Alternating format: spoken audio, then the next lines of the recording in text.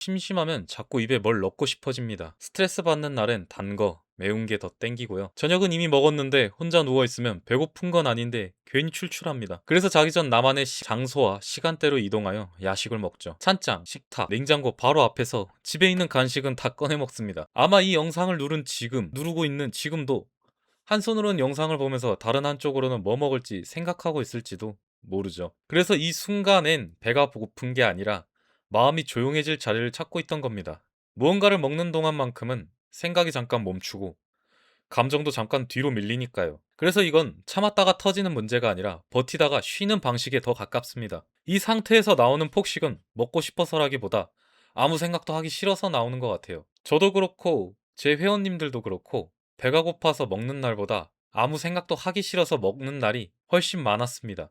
이미 저녁은 먹었고 몸은 배부른데 머리는 계속 시끄럽죠. 해야 할 일, 잘못한 말, 괜히 떠오르는 장면들. 그래도 잠깐이라도 잊고 싶어질 때 손이 음식으로 갑니다. 이때 특징이 하나 있어요. 이때 특징이 하나 있는 것 같아요. 뭘 먹고 싶은지는 사실 중요하지 않고 맛있어서도 아니고 배고파서도 아니었어요. 먹는 동안만큼은 생각이 줄어들고 감정이 흐려지거든요. 입이 움직이고 있는 동안엔 머리가 잠깐 쉬니까. 그래서 이건 식욕이 아니라 정신적인 마취에 가깝습니다. 스트레스는 직접 폭식을 만들기보다 정서적 섭식을 거쳐 폭식으로 이어집니다. 실제 국내 연구에서도 스트레스를 많이 받을수록 바로 폭식하는 게 아니라 감정적으로 먹는 습관을 거쳐 폭식으로 이어진다고 보고되어 있습니다. 그럼 여기서 질문 하나. 왜 하필 왜 산책도 아니고 음악도 아니고 꼭 먹는 걸까? 이 질문에 답을 못하면 폭식은 계속 이어집니다. 언어적으로 단순하게 풀면 다른 보상을 찾기 위해는 이미 너무 다 귀찮잖아요. 단순하고 강한 늘 찾던 보상이 그냥 맛있는 거 먹고 자고 싶은 거죠. 그래도 좀 더 풀어서 할 이유가 있습니다. 음식만큼 빠르게 감정을 눌러주는 게 없기 때문이에요. 휴대폰은 생각을 더 만듭니다. 음악은 감정을 건드리고요. 쉬려고 누우면 오히려 생각이 커집니다. 하지만 음식은 입에 넣는 순간 생각을 강제로 끊어버리죠. 그래서 이 폭식은 의지가 약해서가 아니라 너무 오래 버텨왔기 때문입니다. 여기까지 이해됐다면 다음 질문이 또 생기죠. 그럼 왜 이게 밤에 혼자 있을 때 더 심해질까?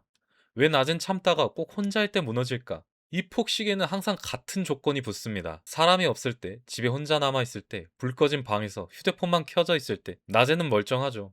회사에서도, 밖에서도 참을 수 있습니다. 그런데 혼자 남는 순간 갑자기 무너집니다. 스트레스 상황에서는 음식이 감정 조절 도구처럼 사용돼요. 여러 해의 연구를 종합해보면 스트레스를 받을 때 사람은 음식을 배고픔이 아니라 감정 조절 수단으로 사용하는 경향이 뚜렷합니다. 이때 드는 감정은 외로움이라기보다 조금 더 날 것이죠. 이제 아무것도 안 본다. 이제 신경 쓸 필요가 없다. 그 순간 사람 앞에서 유지했던 긴장이 풀리고 그 자리를 음식이 채웁니다. 그래서 폭식은 즐겁지도 행복하지도 않아요.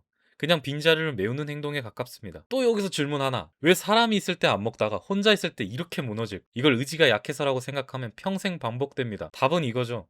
혼자 있는 시간이 가장 나 자신으로 돌아올 수 있는 시간이기 때문입니다. 사람 앞에서는 우리는 계속 역할을 합니다. 괜찮은 척, 잘 지내는 척, 문제없는 사람인 척. 그 역할이 끝나는 순간 그동안 눌러왔던 감정이 한 번에 올라오죠. 그걸 그대로 느끼기엔 너무 불편하니까 음식으로 덮는 겁니다. 중요한 전환이 있어요. 그래서 분명히 말할게요. 이 폭식은 자제력이 없애서가 아닙니다. 오히려 사람 앞에서 너무 오래 버텨온 사람일수록 이 패턴이 강합니다. 질문이 계속 이어가죠.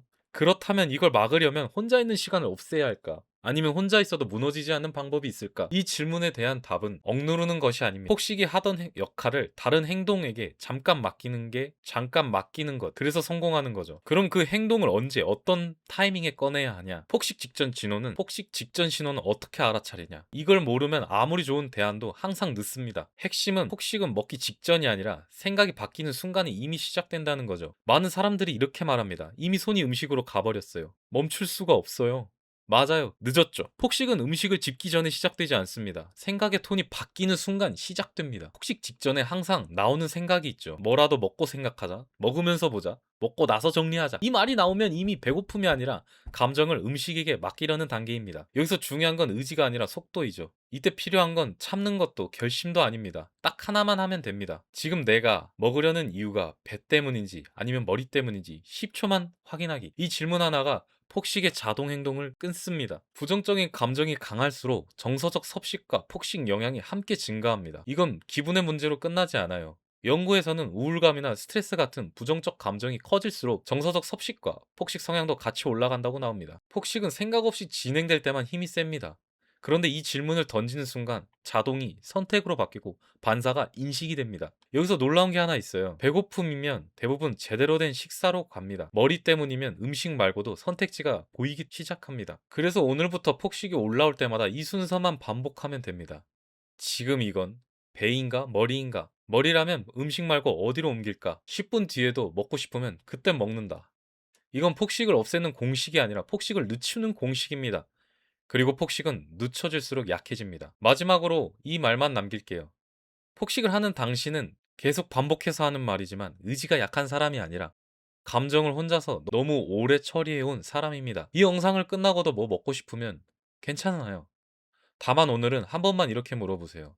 지금 이건 나를 벌 주는 건가? 잠깐 쉬게 해주려는 건가? 이 질문을 던질 수 있다면 이미 흐름은 바뀌고 있죠. 오늘 영상이 해결책을 주진 않을 수도 있어요. 대신 당신을 덜 미워하게 만들었으면 좋겠습니다. 이 채널은 폭식을 고치려고 때리는 것이 아니라 폭식하는 사람 편에 서는 곳입니다. 나만 그런 게 아니었구나라는 이 생각이 한 번이라도 들었다면 다음 영상도 같은 방식으로 같이 보겠습니다. 구독은 더 잘하겠다는 약속이 아니라 혼자 버티지 않아도 된다는 표시로 남겨주세요.